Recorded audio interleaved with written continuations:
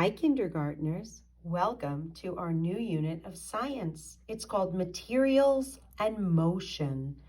Today we're going to introduce our first study of materials.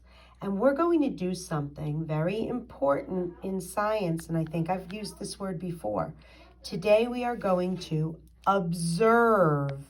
And the word observe means to look at something very carefully. And today, what we are going to observe is wood. Wood. I have 5 different kinds of wood today. Wood is a kind of a material. There it is again, the word wood. We are going to explore different kinds of wood today. We're going to look at them and see how they are the same, how they are different. Take a look. We can say that they are the same size. All of these pieces of wood have been cut to the same size. Now, unfortunately, we can't explore where you can't pick them up. Some of you are at home, so you can't tell me which ones feel heavier or lighter. But as I hold them, I can tell you this one feels pretty light. This one feels about the same as this one. This one feels much heavier. This one feels a little bit heavy, but not as heavy as this one. Maybe I'll put them in order. And this one these all feel about the same. This is medium and this is the heaviest. So we can put them in order like that. Lighter, medium, and heavy. So you're going to just have to take my word for it today. Let's look now at the color. Let's look. I'll bring it up close. Take a look at that one. And then at this one. Did you notice the difference in color? Let's put them together and then bring them up. Do you see the difference in color? Is this one a little bit lighter than this one? It is. What about this one? This has almost a different color altogether. Look, do you see? When you look at it, that it doesn't even look like it's one color, it's lots of different colors. We're going to talk about that. And then take a look at this. Look at that. That one has all different colors together. We're going to talk a little bit about that too. Let's take a look at this one first. Does this look like it's made from one piece of wood or more than one piece of wood put together? If you said more than one piece of wood put together, you would be right. How can you tell? That was good observing. Now take a look at this one. This is the one that we said was all different colors. How do you think this piece of wood was made? We're going to find out in our unit about materials and motion. Did you notice that this piece of wood has lines on it? That is called the grain of the wood. I'm going to share with you what each piece of wood is called. This first one is basswood, and the basswood comes from a linden tree. A linden tree is a type of tree that drops its leaves in the fall like our adopted tree. This wood comes from cedar, and cedar is an evergreen. The type of wood that is cedar wood comes from evergreen trees. Those are those conifer trees that do not drop their leaves in the winter. This next type of wood is pine, and this pine wood comes from a pine tree or a different type of evergreen tree that does not drop its leaves in the winter. This one that we talked about being different kinds of wood all put together, is called plywood. Plywood does not come from a plywood tree. There's no such thing. Plywood is all different types of wood that is pressed together to make one board. And we will talk about that more as we learn about our materials. And our last sample is called particle board. And particle board does not come from a particle tree. Particle board is made using the leftover sawdust. Mills that cut wood are left with a lot of sawdust, and that sawdust gets scooped together and glued all together to make this type of wood called particle board. And we will talk more about that as we learn about our materials as well. Here is a picture of a linden tree, which produces this basswood.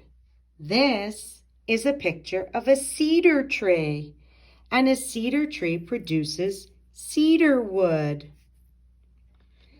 A lot of people who have big closets, they make closets out of cedar.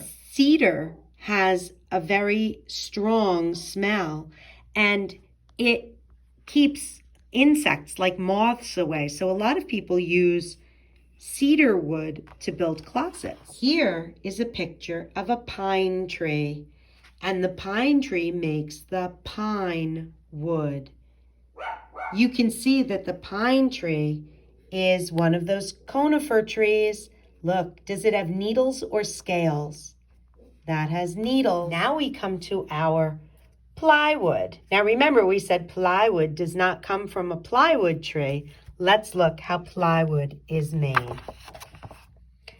Plywood begins as a log with all the branches cut off.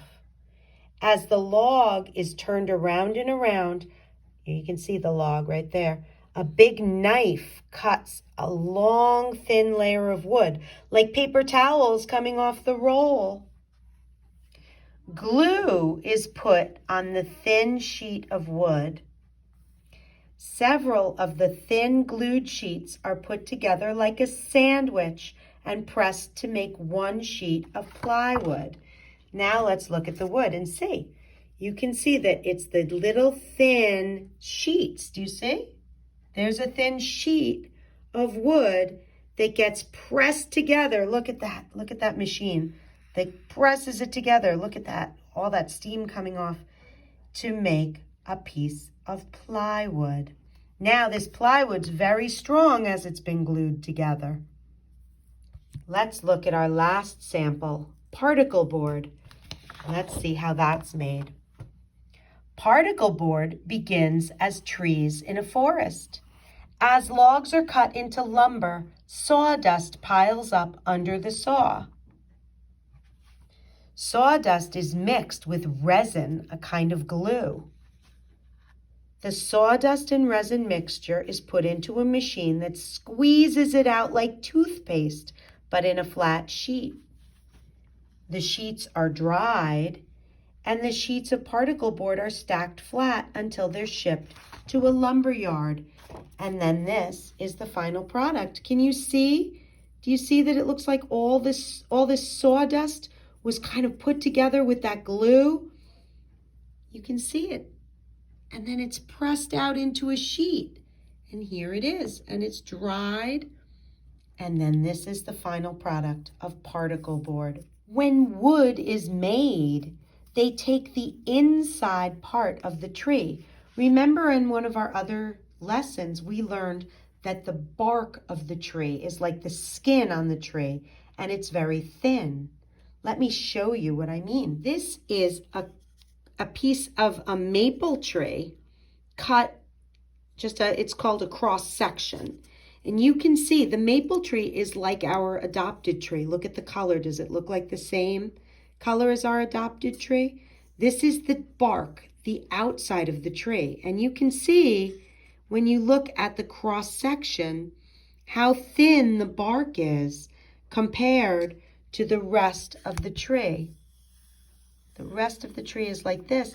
And the bark is the thin covering all around the outside of the tree. And that bark is like the skin.